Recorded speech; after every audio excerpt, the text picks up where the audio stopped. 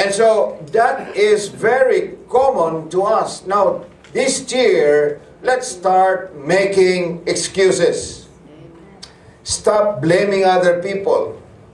And stop seeing yourself as a victim of the circumstances that happened last year. People can hurt us. People can harm us. Or even people can scar us. But the only person that can ruin your life is you. Because when you start blaming others, then you are not being honest to yourself. And you have a choice to choose to respond to the situation.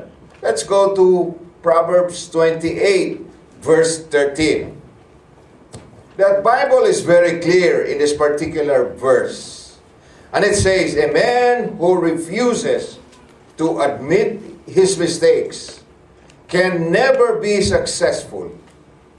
But if he confesses and forsakes them, gets another chance. Now I'm reading from the Living Bible.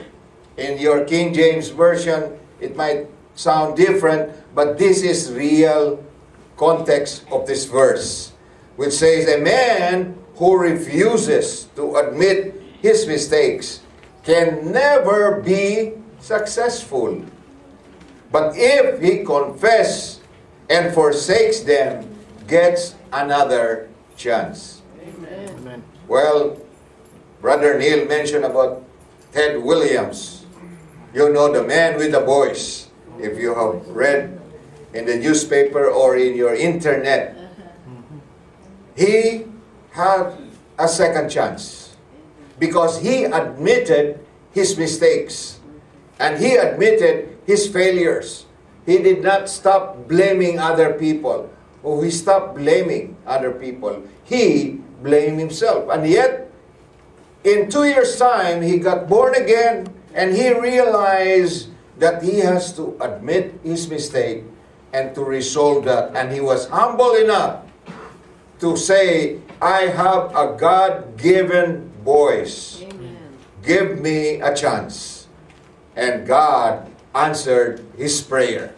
And so for us today, let us stop making excuses why it happened to us. Another in the book of Proverbs is Proverbs 15, verse 32. If you listen to constructive criticism, you will be among the wise. Amen. You know, one thing that we don't like is criticism. But there are two kinds of criticism. The one is negative, the other one is positive. If you listen to constructive or positive criticism, then you will be among the wise. And also, we have to give up soon. We easily give up when we encounter challenges in life. Last year, when we had encountered challenges, we gave up and easily gave up. In Proverbs 24, verse 10, tells us, if you fail under pressure, your strength is too small. Do not give up and be helpless in times of trouble. Now, pressure is all over us.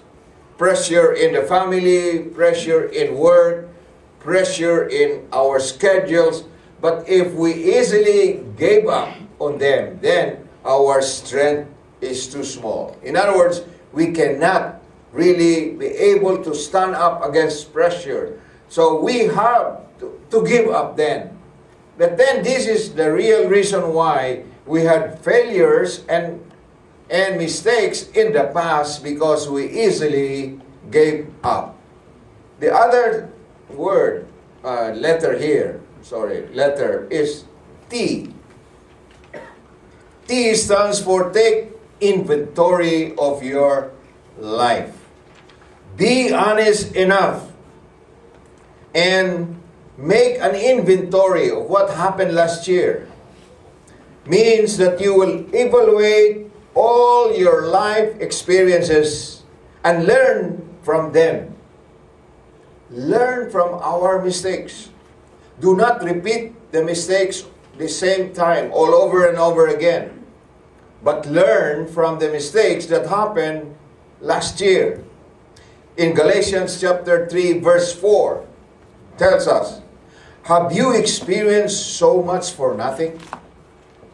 In other words, what he's saying, when Paul wrote this epistle to the church in Galatia, is that, have you experienced for nothing? Was just an experience? In other words, he was trying to tell the people in Galatia, learn from the experiences. Learn from what you have experienced in the past. And then he continued and say, surely it was not in vain.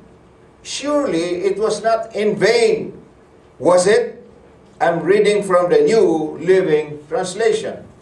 Surely it was not in vain. Why? Because you will learn out of the mistakes and failures that you have made last year.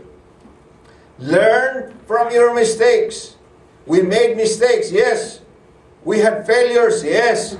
But we have to learn why it happened, how we can improve on that mistakes.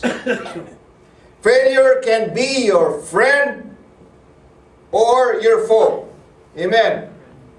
It can be your friend when you learn out of the failures. Amen. Amen? Amen. I would like to mention 4 kinds of experiences that God can use to shape our life. The first experience that we had is in the family that you grow in. That's your first experience. If you grow in a family when there is always quarreling, then you have that kind of experience. But when you grow in a family when there is love, peace, and joy, then that growth, that experience that you have can really affect the rest of your life.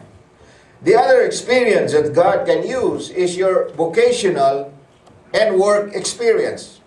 In other words, you learn from your relationship with people in your workplace, in your vocation as a professional.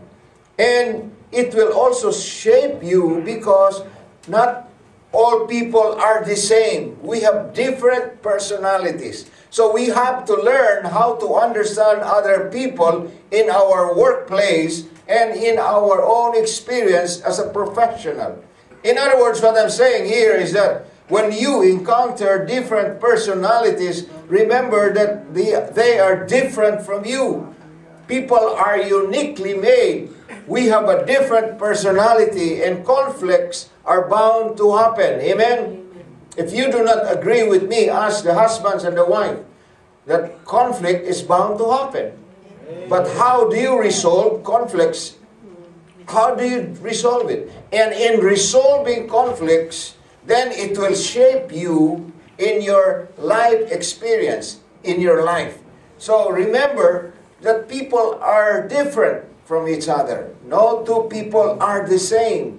We have a different personality profile. And I use this in our seminars called the DIS method of personality profile. There are people who are very dominant, the high D personality.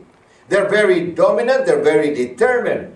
And there are people who are just influential people, meaning they are people who can relate with other people very easily. They can easily make friends because they have influential personality trait.